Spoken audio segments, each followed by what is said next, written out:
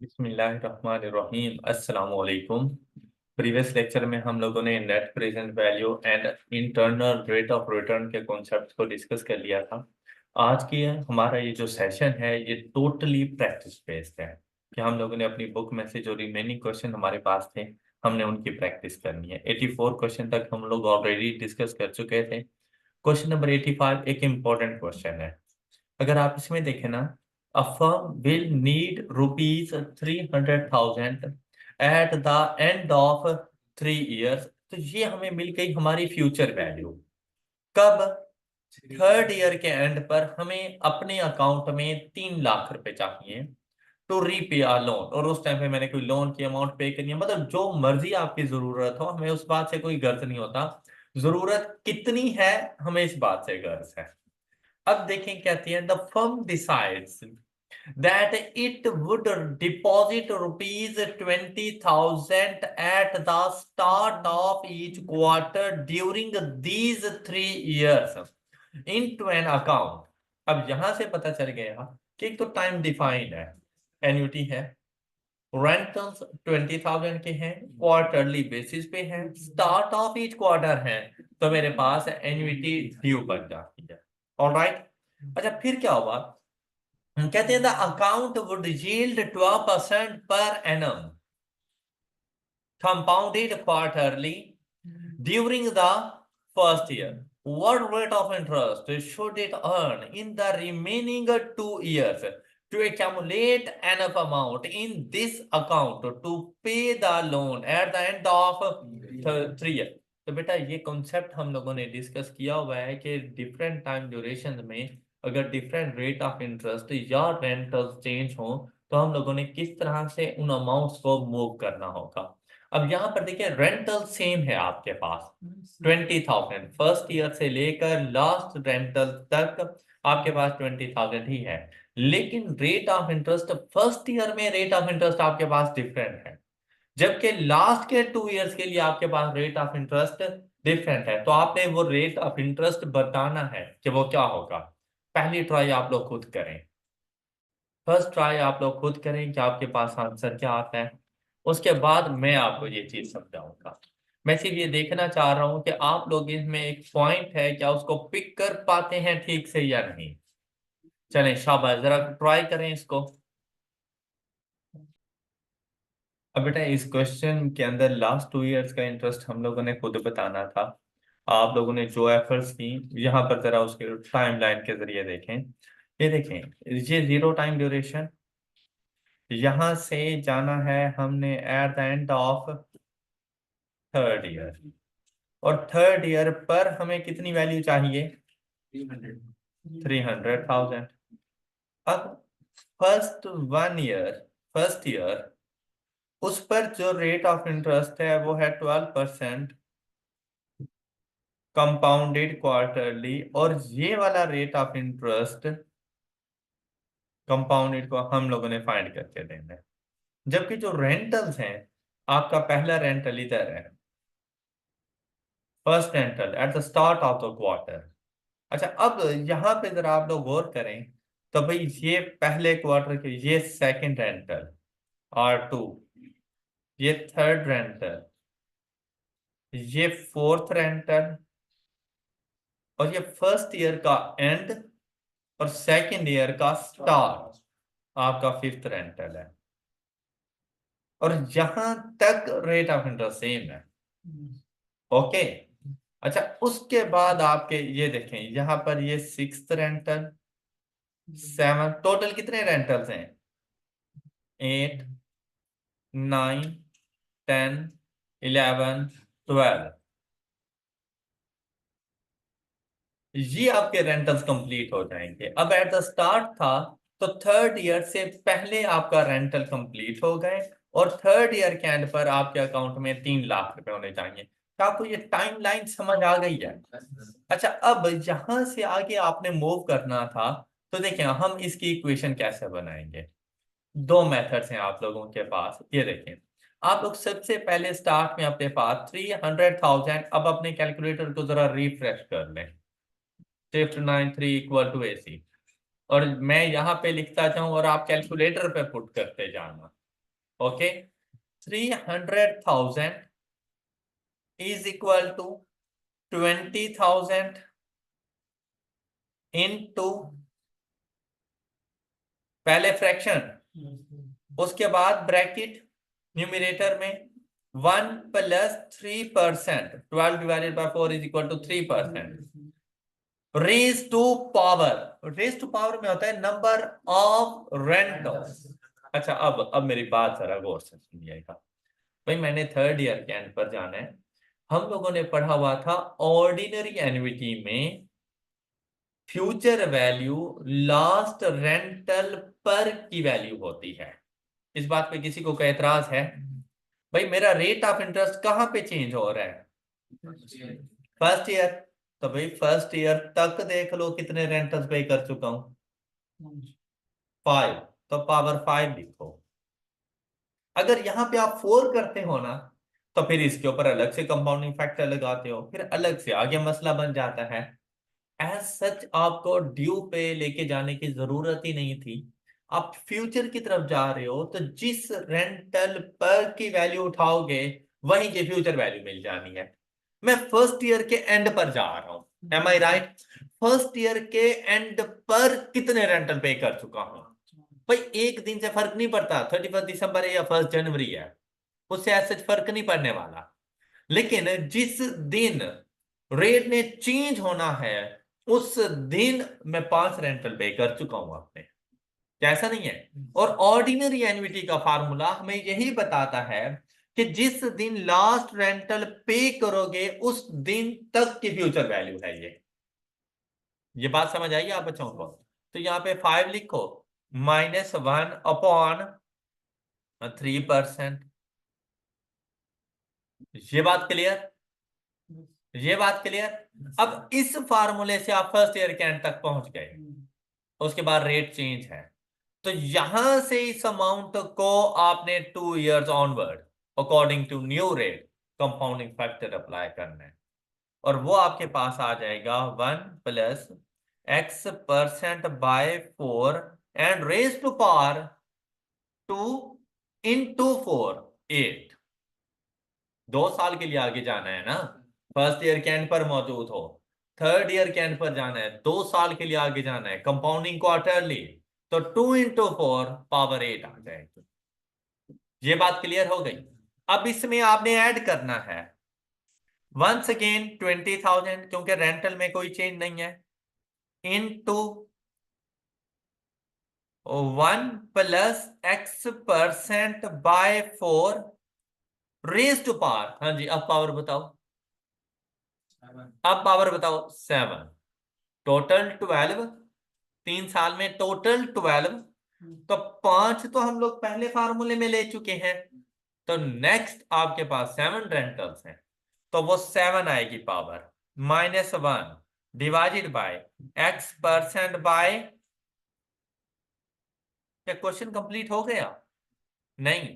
तो अब ये देखो कि ये लास्ट रेंटल कौन सी डेट पर है, 1 क्वार्टर पहले, तो इसने आपको इधर तक छोड़ा है, तो इधर से आगे एक पीरियड के लिए कंपाउंडिंग फैक्टर, ये इसकी कंप्लीट इक्वेशन है। क्या आपको ये बात समझ आ गई? एंड द एक्स इज, मतलब rate of interest is 13.8% compounding quarterly. All right, और इसको ड्यू के फार्मूले से भी कर सकते हैं, पावर 4, और दूसरी जगह पे जहां पे मैंने 7 लिया आप 8 ले सकते हैं, तो वहां पर आपको फार्मूला थोड़ा सा चेंज करना पड़ेगा, और फार्मूला हो जाएगा हमारे पास कुछ इस तरह से। दोनों ऑप्शंस आप लोगों के पास अवेलेबल थे। देखो अब अगर आप लोग जाते हैं, 300,000 is equal to 20,000 into 1 plus 3% raise to power minus divided by, अब ये at the start of the period था तो आपको एक कंपाउंडिंग फैक्टर लगाना पड़ा, ये बात क्लियर हो गई। इसके बाद आपको फिर कंपाउंडिंग फैक्टर लगाना पड़ा x% by raise to power. बस यही फर्क आया कि मैंने यहाँ पे ये एक फैक्टर नहीं लगाया और मैंने ये फैक्टर अंदर मल्टीप्लाई करवा के पावर को 5 कर दिया, तो मेरे ये एक फैक्टर बच गया। अच्छा, फिर जब इसमें मैं ऐड करूंगा, अभी मैं पहुंचा हूं फर्स्ट ईयर के एंड पर और रेंटल्स मैंने अभी तक 4 लिए हैं, ऐसा ही है ना? तो दोबारा से 20,000 into 1 plus x% by 4 raise to power.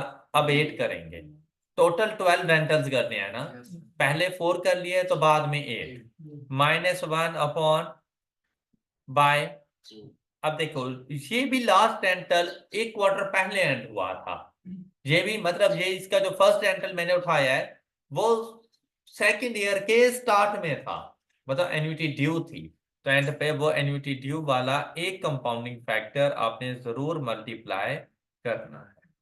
Alright, सिर्फ जो डिफरेंस आ रहा है ना दोनों फार्मूलाज के अंदर, वो सिर्फ इस फैक्टर का है, बस इस फैक्टर की वजह से यहां पर पावर 4 है, और अगर ये फैक्टर ना लगाओ तो यहां पर पावर 5 और इधर फिर 7। बाकी सारी इक्वेशन बिल्कुल सेम। क्या आपको ये बात क्लियर हो गई? कोई इशू अब इसमें? अब आप लोग आके जरा क्वेश्चन नंबर 86 ट्राई करो, शाबाश, जल्दी से क्वेश्चन नंबर 86 ट्राई करें।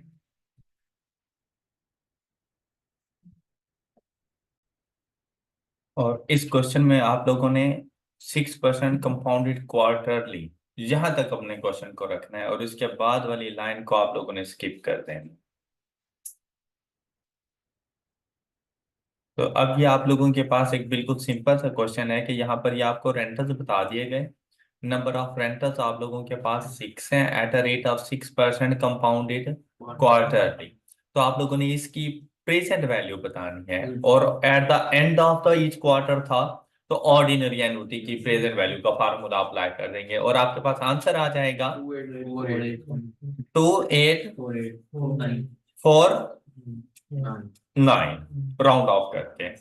ओके जी, नेक्स्ट क्वेश्चन देखें 87। Alkene Corporation is considering to purchase a new machine that will increase the operating efficiency and thus saves rupees 20,000 each year in labor cost। अब देखिए, जब machine आप लोग खुद purchase कर लेते हैं तो अब आपको लेबर की जरूरत नहीं पड़ेगी। जब मशीन नहीं थी तो आप लेबर को वेजिस पे किया करते थे, अब जब मशीन आ गई है तो लेबर को वेजिस देने की जरूरत नहीं, तो आप लोगों को 20,000 रुपीज का बेनिफिट हो जाएगा अगर आप मशीन के ऊपर चले जाते हैं तो।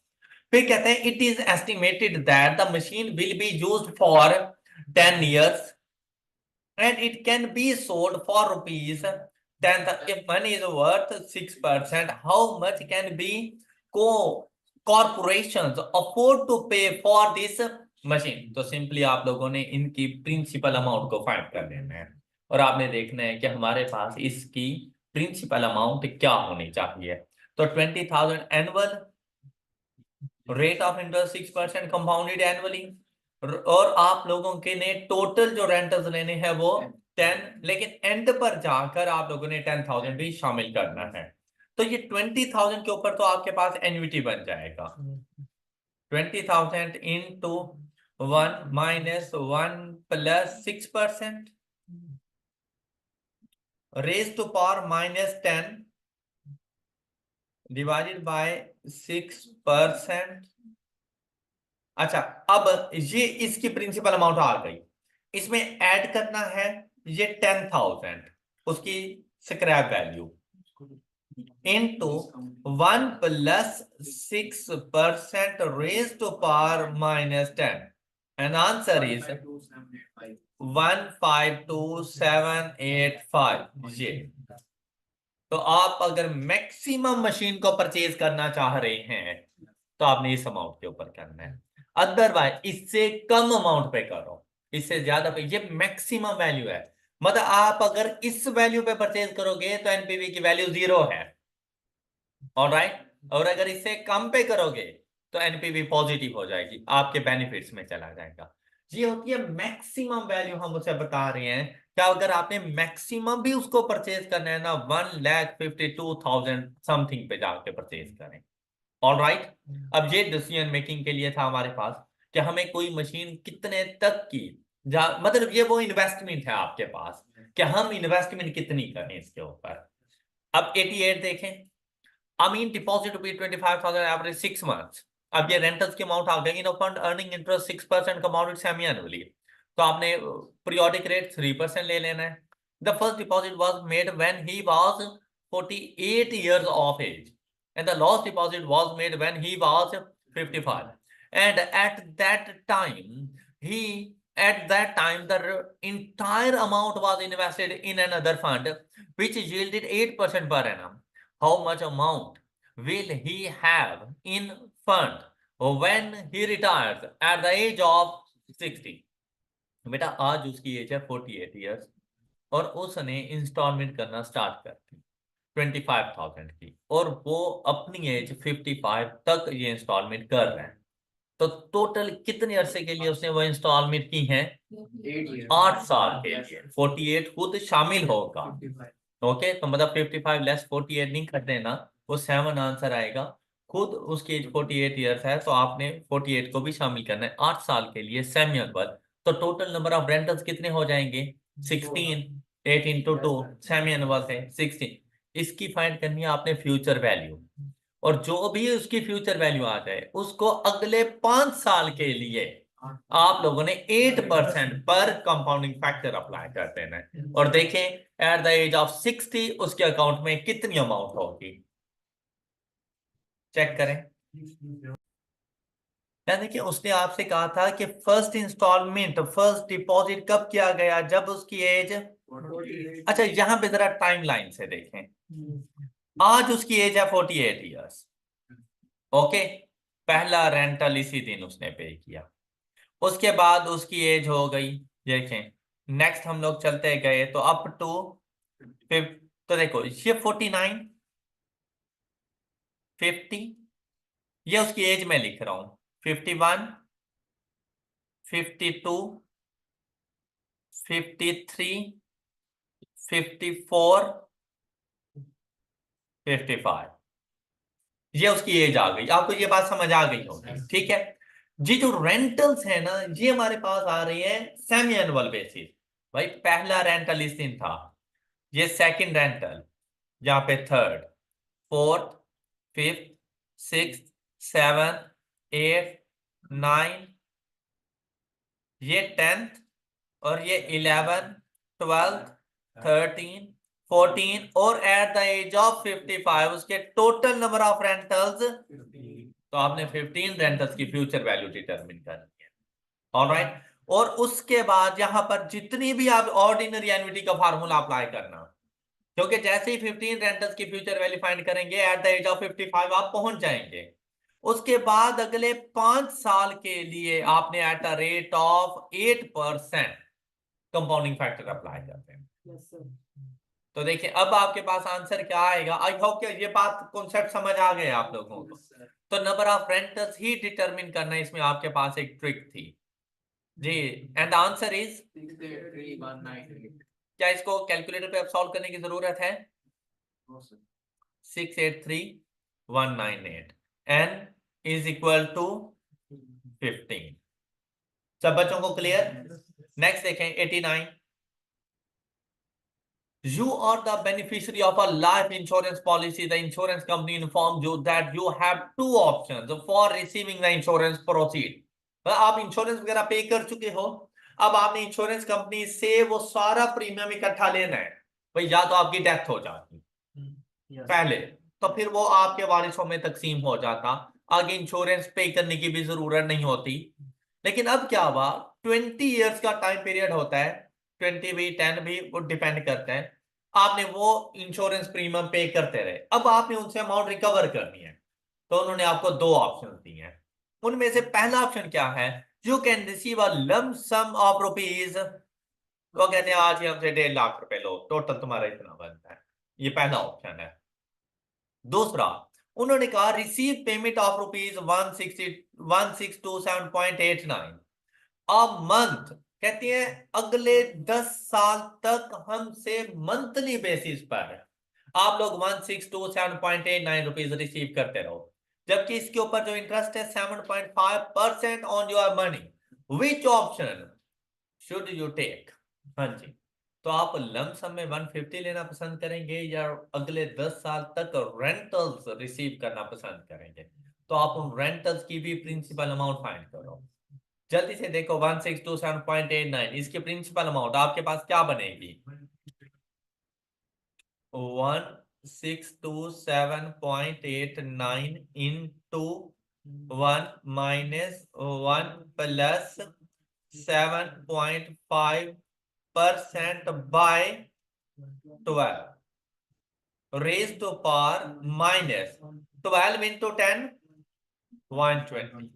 ये बात क्लियर हो गई सब बच्चों को? 7.5% by 12 is equal to, and the value is 137,141। अब देखिए, अगर आप जाते हैं रेंटल्स पर तो उन रेंटल्स की आज वैल्यू है 137,141, जबकि आपको मिल रहा है 1.5 लाख रुपया। तो आप कौन सी ऑप्शन पे जाएंगे? लमसम अमाउंट 1.5 लाख रुपए के ऊपर। अब आपने अमाउंट रिसीव करनी थी, तो जिसकी प्रिंसिपल अमाउंट ज्यादा होगी आप वो करोगे। ओके। लेकिन अगर यहीं पर कोई आपसे ये कहता है कि भाई आपके पास दो ऑप्शन है, या तो आज मुझे 1.5 लाख रुपए दे दो, या अगले 10 साल तक मुझे 1627.89 रुपीज देते रहो और तुम्हारा लोन सेट ऑफ हो जाएगा, तो आप उसे कहोगे अगले 10 साल तक पर मंथ में तुम्हें ये अमाउंट देता रहूं। क्लियर? तो यहां पर ऑप्शन ए। जल्दी से क्वेश्चन नंबर 90 पढ़िएगा। You buy an annuity which will pay you rupees 7,800 a year for the payment are paid on first day of each year. What is the value of this annuity today if the discounted rate is 12%? बेटा ये आपके पास present value find करनी है annuity due की। Alright, जरा जल्दी से फार्मूले में वैल्यूज पुट करें। कोई इशू नहीं था इस क्वेश्चन में। 91, मतलब जो जरा डिफिकल्ट क्वेश्चन होंगे हम उसके ऊपर टाइम इन्वेस्ट करेंगे। जैसे 85 एक ऐसा हैवी क्वेश्चन था। इसी तरह आप 91 देखें। Seven sons just decided to save rupees 2,200 a month for the next 6 years. तो टोटल नंबर ऑफ इंस्टॉलमेंट कितनी हो जाएंगी? 72 as a safety net for recession period. The money will be set aside in a separate saving account which pays 5.5% interest compounded monthly. The deposit the first rupees 2,200 today. तो यहां से पता चल गया कि हम लोग एन्युटी ड्यू की तरफ हैं। If the company had wanted to deposit equivalent lump sum today, how much would they have to? हाँ जी, आज के दिन टोटल कितनी अमाउंट डिपॉजिट करें? आज के दिन देखें, उसके पास एक ऑप्शन तो था ना कि 2,200 फॉर द नेक्स्ट 6 ईयर वो डिपॉजिट करते रहें, तो रिसेशन पीरियड अगर कोई आ जाए तो उसके साथ मीट कर सकते हैं। वो कहते हैं अगर वो ये चाहें कि वो मंथली बेसिस पे ना जाए और आज ही कोई अमाउंट पे करना चाहें, तो लमसम में कितनी अमाउंट पे करें? 135,273.5। आपने इस 2,200 की प्रिंसिपल अमाउंट फाइंड कर ली। क्वेश्चन समझ आ गया था सब बच्चों को? आपसे इन रेंटल्स की जाकर उसने फ्यूचर वैल्यू नहीं पूछी थी, उसने आप लोगों से कहा था कि आज के दिन लमसम में कितनी अमाउंट डिपॉजिट करें, अगर ये हमें अमाउंट रिसीव होती रहे, तो फिर हम लोगों ने इन सब के लिए जाकर प्रिंसिपल अमाउंट फाइंड कर लिया। प्रिंसिपल अमाउंट एन्युटी ड्यू का फार्मूला अप्लाई किया। Okay, next 92 B receives ₹600 on the first of each month. जब कह दिया फर्स्ट ऑफ ईच मंथ तो पता चल गया हमारे पास ड्यू है। Alright, J receive ₹600 on the last day of the, अब ये हमारे पास ऑर्डिनरी है। both B and J will receive payments for 4 years at a 7% discount rate. What is the difference in the present value of these two sets of payments? हाँ जी, दोनों की present value में क्या difference आएगा? 146 point जी। आपने 600 के लिए अलग से प्रिंसिपल अमाउंट फाइंड कर लिया। आपने एक मरतबा इसको प्रिंसिपल अमाउंट फाइंड की ऑर्डिनरी से, दूसरी मरतबा आपने प्रिंसिपल अमाउंट फाइंड की ड्यू से। ऐसा ही है ना? सही।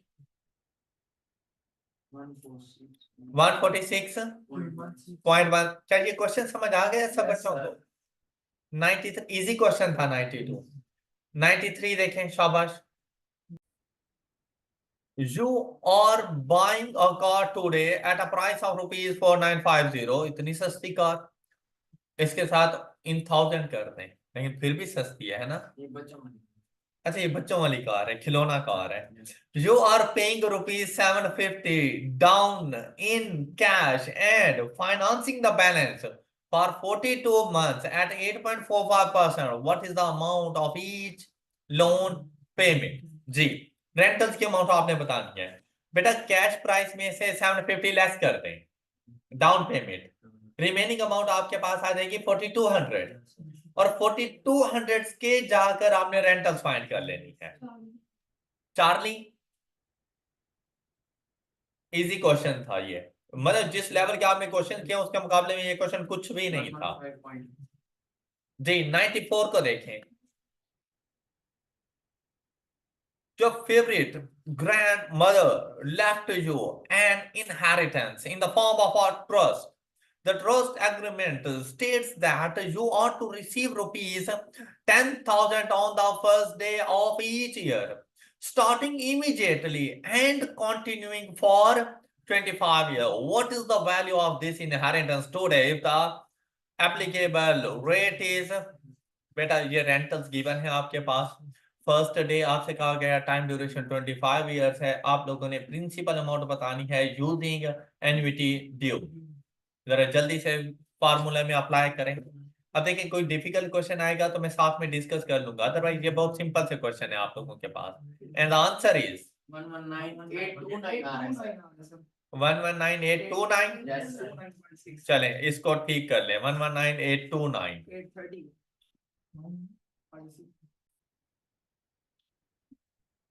119830 जी। 95, you are considering an annuity which cost ₹250. The annuity pays ₹30,000 a year at an annual interest rate of 6.25%. What is the length of the annuity time period? तो बेटा आपके पास total amount है 250, कॉस्ट मतलब आपकी प्रिंसिपल अमाउंट, और आपको मिलने हैं 30,000 ईच ईयर। तो कितने अरसे तक आपको मिलते रहेंगे? तो इसके लिए आप लोगों ने करना था, इसकी principal amount 250,000 is equal to 30,000 into 1 minus 1 plus 6.26% raised to power x minus x upon 6.26%। अच्छा ये पेज रुपीज ईयर ठीक है, इज इक्वल टू 12.14 अप्रोक्सीमेट 12, क्योंकि उसके बाद ये वैल्यू खत्म हो जानी है। ठीक है, मींस के 13th ईयर स्टार्ट हो चुका है, लेकिन एज सच 13th ईयर में आपको कोई वैल्यू नहीं मिलने वाली। तो ये आप लोगों के पास ये 12 आ जाएगा इसका आंसर। आप इधर रेट ऑफ इंटरेस्ट को 6.11% कर दें तो आपके पास एग्जैक्ट 12 आंसर आ जाएगा। ओके, नेक्स्ट देखें 96। हो गया बी ऑप्शन। ऐसा कोई इशू नहीं था इस क्वेश्चन में जी। 97 कोई इशू नहीं ना 97 में। अच्छा यहाँ देखें, on March 1st you borrow rupees 239,000 to buy a house. The mortgage rate is 7.7%, 75%.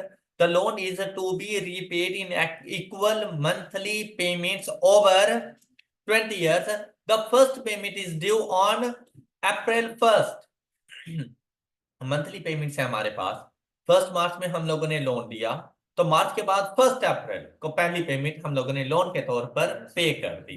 कहते how much of the third payment applied to the principal balance. अब ये वो चीजें जैसे आप लोगों को मैंने एन्युइटी स्केड्यूल बना के दिया था, और वहां से मैंने आपको बताया था कि आप हर रेंटल में से प्रिंसिपल और इंटरेस्ट के अमाउंट को अलग अलग कर सकते हैं। तो हर टाइम पे वो सेम सेम नहीं होती, इंटरेस्ट कम होता जाता है और प्रिंसिपल बैलेंस इंक्रीज हो जाता है। Clear?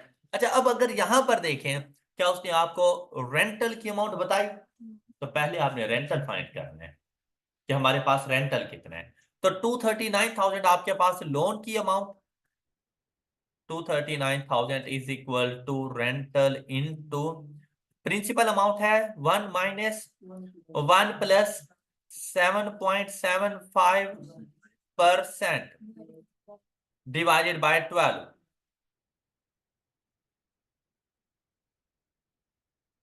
And raise to power. अब ये कितने अर्से के लिए था हमारे पास? 20 years. 20 × 12 -240 divided by 7.75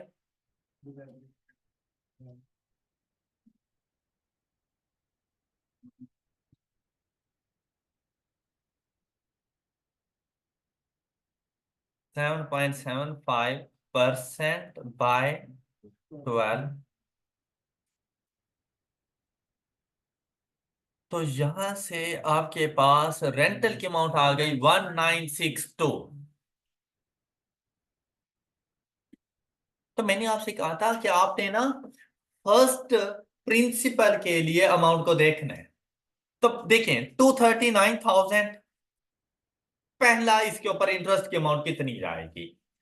239,000 multiplied by 7.75%। अब ये आपके पास कंपाउंडेड मंथली है, ऑलराइट।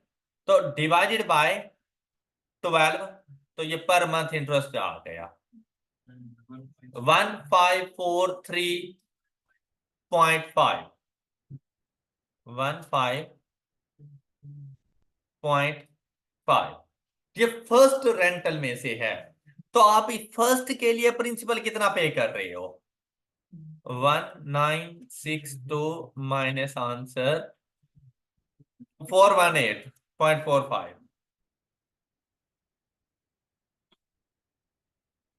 बेटा ये फर्स्ट रेंटल में आप प्रिंसिपल इतना पे कर रहे हो। क्या आपको ये बात समझ आ गई? उसने आपसे फर्स्ट का नहीं पूछा, उसने आपसे पूछा है कि थर्ड रेंटल में आप प्रिंसिपल कितना पे करोगे। तो मैंने आपसे कहा था कि आपका प्रिंसिपल आपके रेट ऑफ इंटरेस्ट के मुताबिक इंक्रीज होता जाएगा। अब आपने क्या करना था, ये आपके पास बन जाएगी आपकी प्रिंसिपल अमाउंट 418.5 कर लेते हैं इसको राउंड ऑफ करके, into 1 plus rate of interest 7.75 by 12 raise to power. अब मैंने कौन से रेंटल पे बताना है? थर्ड पे। तो पावर क्या लिखूंगा? एक कम। याद आया आपको कि पावर अगर थर्ड रेंटल के में प्रिंसिपल बताना है तो पावर 2 आएगी यहां पर। परसेंटेज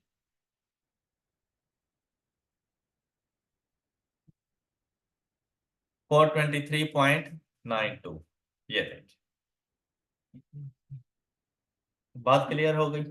तो थोड़ा सा डिफिकल्ट क्वेश्चन था, वर्किंग भी अच्छी खासी थी कि पहले रेंटल फाइंड करना है, फिर आपने फर्स्ट टाइम ड्यूरेशन का इंटरेस्ट फाइंड करना है, उसमें से आपने प्रिंसिपल को देखा कि फर्स्ट रेंटल में मैं प्रिंसिपल कितना पे कर रहा हूं, फिर उस प्रिंसिपल को आपने इंक्रीज करते जाना है। ऑल राइट, कोई इशू इसमें?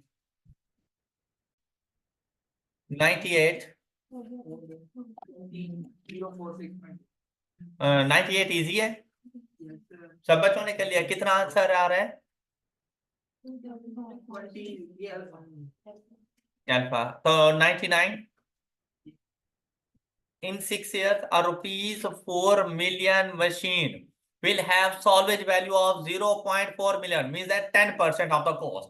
कह सकता था यहाँ पर, तो 4 मिलियन का 10% 0.4 मिलियन बनेगा आपके पास। अ न्यू मशीन एट, ये बहुत इंपॉर्टेंट क्वेश्चन है। A new machine at the time is expected to sell for rupees 6 million. In order to provide funds for the difference between the replacement cost and the salvage value, a sinking fund। अच्छा बेटा, ये sinking fund, ये funds के ना different name use किए जाएंगे, तो आपने ना इन चीजों से नहीं परेशान हो जाना कि सिंकिंग फंड क्या होता है। सिंकिंग फंड बेसिकली होता है फ्यूचर की वैल्यू को डिटरमिन करना, कि मेरी फ्यूचर की कुछ रिक्वायरमेंट्स हैं, मुझे पता है कि आज से 5 साल के बाद ना मुझे 10 लाख रुपए चाहिए। ओके, अब इस टारगेट को अचीव करने के लिए मैं बैंक में जाऊंगा और उनसे कहूंगा कि भाई मेरा एक ऐसा अकाउंट ओपन करो जिसमें मैं मंथली या क्वार्टरली डिपॉजिट्स करता रहूं और मुझे 5 साल के बाद ये 10 लाख रुपए मिल जाए। वो जो अकाउंट ओपन किया जाता है ना, उस फंड का नाम होता है सिंकिंग फंड। ऑलराइट, तो सिंकिंग फंड में मोस्टली फ्यूचर वैल्यू गिवन होती है और रेंटल्स फाइंड करने होते हैं। बात समझ आ गई? तो आपने इन चीजों से नहीं परेशान हो जाना कि what is sinking fund, retirement fund, ये फंड, वो फंड, वो सिंपल बस नेम है हमारे पास जी। नेक्स्ट है, sinking fund is established into which equal payments are made at the end of each quarter. If the funds earn 12% compounding quarterly, how much should each payment be? अब देखो rentals find करके देनी है, लेकिन हमारी requirements क्या है? अब आपने देखना है, ये देखिए बेटा, हर बिजनेसमैन ना ऐसे ही करता है। देखिए, आप एक कामयाब बिजनेसमैन नहीं होंगे अगर आप लोगों ने एक मरतबा एक मशीन परचेज की 4 मिलियन। देखो, इनिशियल इन्वेस्टमेंट पता नहीं आप कहाँ ना कहीं से कर लोगे, आपको मिल गई, आपने 4 मिलियन की एक मशीन परचेज कर दी, क्या वो मशीन लाइफ टाइम आपके साथ रहेगी? जाहिर बात है उस मशीन ने खत्म हो जाना है। फिर दूसरी बात क्या है बेटा, आजकल की मशीनों में और फ्यूचर के 5-10 साल के बाद मशीनें, टेक्नोलॉजी में बहुत ज्यादा चेंज आ रहा है, एडवांसमेंट आ रही है। आप देखो, इससे पहले जो फैक्ट्रीज होती थी उनकी मशीनें देखें, जो आज से 10-15 साल पहले लगाई गई थी, और आज सेम प्रोडक्ट बनाने वाली फैक्ट्री की मशीन जाके देख लो, जमीन आसमान का फर्क है। क्या? पहले वाली मैनुअल होती थी, लेबर फोर्स ज्यादा होती थी, आए रोज लेबर ने हड़ताल की हुई है, जी प्रोडक्शन नहीं करेंगे, हम लोग हड़ताल पे हैं, स्ट्राइक पे हैं। तो हम लोगों ने इस चीज को ही रिप्लेस कर दिया, मशीनों में एडवांसमेंट आ गई, हमें लेबर चाहिए ही नहीं भाई, करो स्ट्राइक करो, मजे करो, जाओ, हमारी मशीनें चल रही हैं, ऑटोमेटिक मशीनें हैं। तो आप देखो कि आपके कंपेटिटर्स के पास ऑटोमेटिक मशीनें हो, वो 1 घंटे में 10,000 यूनिट बना रहे हो और आप पूरे दिन में भी 10,000 ना बनाए, क्या आप उनके साथ compete कर पाओगे? आपको मशीन चेंज करनी है। फिर अगर सपोज ऐसा ना भी हो तो भाई मशीन पुरानी हो चुकी है, फिर भी तो चेंज करनी है। आज अगर जो मशीन आपको 4 मिलियन की मिली है, क्या 5 साल बाद, 10 साल बाद एक एडवांस लेवल की मशीन क्या 4 मिलियन की मिलेगी? नहीं, ज्यादा प्राइस में मिलेगी, महंगी हो चुकी होंगी चीजें। तो उसने कहा कि आज जो मशीन आपने 4 मिलियन की परचेज किया है ना, ये मशीन जब आप रिप्लेस करोगे, चेंज करोगे, तो आपको 6 मिलियन की मिलनी है। ऑल राइट, तो न्यू मशीन को परचेज करने के लिए आपको कितना पैसा चाहिए? 6 मिलियन रुपीज आपको चाहिए, लेकिन कब? इसकी लाइफ कितनी बताई गई है इस मशीन की? 6 ईयर। 6 साल के बाद आपको 6 मिलियन चाहिए। अब आपके पास दो ऑप्शन है कि या तो आज से ही उस अमाउंट का बंदोबस्त करना शुरू कर दो, या अगर आज आप इस चीज को इग्नोर करते हो, इस चीज को लाइट लेते हो, तो आप देखो 6 साल के बाद जब मशीन रिप्लेस करोगे तो एकदम से अपने बिजनेस में से 6 मिलियन निकालना, आपका बिजनेस आसमान से जमीन पे आ गिरेगा। एक ही मतलब हमें सारी अमाउंट नहीं निकालनी चाहिए। तो बिजनेस में से आप मंथली या क्वार्टरली बेसिस के ऊपर एक छोटी छोटी अमाउंट निकालते रहोगे ना, आपका बिजनेस ग्रो करेगा और बिजनेस को पता भी नहीं चलेगा और मशीन चेंज हो जाएगी। ऑलराइट, बल्कि और ज्यादा तरक्की करेगा आपका बिजनेस। तो इस वजह से हर बिजनेसमैन ये सोचता है कि उसने ना कोई प्रोजेक्शन की हुई होती है, इतने साल बाद मुझे इतनी अमाउंट चाहिए। उसके लिए वो भी सही, जैसे कहते हैं ना कमेटी डाल लेना, तो वो कमेटी डाल लेते हैं। वो सिंकिंग फंड बैंक में एस्टेब्लिश करवा लेते हैं, मंथली क्वार्टरली बेसिस पे थोड़ी थोड़ी अमाउंट वहां पे डिपॉजिट करते रहते हैं। तो बाद में उन्हें ये थोड़ी थोड़ी अमाउंट उनके सामने एक बहुत बड़ा पहाड़ होता है, अच्छी खासी अमाउंट बन जाती है, और बहुत बड़ी मुश्किल से भी आसानी से निकल जाते हैं वो लोग। अब हमने ये देखना है कि उस मशीन को रिप्लेस करने के लिए हम लोगों ने आज से ही एक सिंकिंग फंड स्टैब्लिश किया। तो मैं अपने उस फंड में क्वार्टरली बेसिस पर कितनी अमाउंट डिपॉजिट करूं। तो अब ये देखें, न्यू मशीन को परचेज करने के लिए आपको कितनी अमाउंट चाहिए, लेकिन यहां पर आपकी फ्यूचर वैल्यू 6 मिलियन नहीं होती। बस यही इस क्वेश्चन का ट्विस्ट था कि आपकी 6 मिलियन नहीं है। क्यों नहीं है? बेटा पुरानी मशीन ने भी तो 0.4 मिलियन आपको देना है, आपको इन टोटल 6 मिलियन चाहिए ना। तो जब पुरानी मशीन सेल करोगे तो वो भी तो 0.4 मिलियन आपको देंगी। तो आपको कितने पैसों की बंदोबस्त करना है? 5.6 मिलियन। ऑलराइट, तो आपके पास जो आपकी फ्यूचर वैल्यू होनी चाहिए वो 5.6 मिलियन होनी चाहिए। बस इस क्वेश्चन में यही ट्विस्ट था कि सॉल्वेज वैल्यू अपनी रिक्वायरमेंट्स में से लेस करनी है। 5.6 मिलियन मतलब 5600,000, ये लिखो, और रेंटल की अमाउंट फाइंड कर लो। बाकी क्वेश्चन इजी था। 162,666। ओके, अब देखिए बेटा, अब जी इस तरह से जैसे ही आप आगे आगे मूव करते जा रहे हैं, आपके लिए ये सारे फाइनेंस के कॉन्सेप्ट इजी हो जाने हैं, क्योंकि आप एक मतलब आप गो थ्रू कर चुके हैं इनको, आप इन मुश्किलात से गुजर चुके हैं। अब आपके एग्जाम में जैसे मर्जी क्वेश्चन पूछ लें, आप इजीली उनको हैंडल कर लेंगे। अब देखिए हमारे पास यहाँ पे आ रहा है क्वेश्चन नंबर 100। कहते हैं machine cost of company ₹1 million and its effective life is estimated to be 20. Scrap value is the sum to be invested every year at 13.25% compounding annually for 20 years to replace the machine which cost rupees 30% more than its present। बेटा same 99 वाला है, सिर्फ फर्क क्या है, ऊपर उसने वो 6 मिलियन खुद बता दिया था, यहाँ पे वो आपसे कहता है कि आज मशीन की जो कॉस्ट है उसका 30% ज्यादा कर लो तो न्यू मशीन हमें इतने की मिलेगी। तो बेटा अगर आज मशीन की कॉस्ट 1 मिलियन है, उसका 30% बनता है 3 लाख रुपए। 1 मिलियन का 30% बनता है 3 लाख, तो न्यू मशीन हमें कितने की मिलेगी? 13 लाख रुपए की। 13 लाख की। Yes sir. ये बात समझ आ गई? बेटा 13 लाख में से 50,000 तो हमें पुरानी मशीन दे के चली जाएगी। Yes sir. तो मुझे कितने पैसों को बंदोबस्त करना है? 12,50,000, ये फ्यूचर वैल्यू है, और जाके रेंटल्स फाइंड कर लेने। सिर्फ जो कैलकुलेशन थी वो फ्यूचर वैल्यू को डिटरमिन करना है कि मुझे चाहिए कितने। तो बेटा मुझे 12,50,000 पे चाहिए। क्या ये बात सब बच्चों को समझ आ गई है? 1 मिलियन का 30% इंक्रीज करोगे तो मतलब 1 मिलियन को मल्टीप्लाई कर दो 1.3 से या 130% से, तो वो वैल्यू बन जाएगी 1.3 मिलियन। उसमें से scrap value of old machine minus कर दो, क्योंकि वो पैसे आपको वैसे ही मिल जाने 50,000, बाकी बच जाएगा 12,500। ये बात क्लियर? नेक्स्ट सुने, वैल्यू ये क्वेश्चन अब सॉल्व हो गए। कितना? 1499 अल्फा। अच्छा 101 देखें। 101 में Mr. B is employed as an executive and his present saving is worth rupees. It is invested in a scheme at 10% compounded. He is due to retire at the age of. He wishes to receive rupees 80,000 per annum for 10 years after his retirement. The applicable interest rate then will be 9%. How much amount shall be saved and deposits annually at the end of current year and next 9 years? मतलब आपने जो rental पे करना है वो eight the start of the period करना है, ऐसे ही है। सेव एंड डिपॉजिट एनुअली, नहीं नहीं सॉरी, फर्स्ट ईयर के भी एंड पर और अगले 10 साल, ठीक है 9 साल तो टोटल 10 साल का टाइम ड्यूरेशन हो जाएगा। Up to his retirement to achieve his aim, provided he can earn deposit 8% on his annual saving up to his retirement on annual compounding basis। बहुत इंपॉर्टेंट क्वेश्चन है, हम लोगों ने ऐसे क्वेश्चन सॉल्व किए थे, सिर्फ इसमें ना एक छोटा सा ट्विस्ट है, इनिशियल इन्वेस्टमेंट मौजूद है। ओके, इसके अलावा हम लोगों ने बाकी सारे क्वेश्चन सॉल्व किए हुए थे।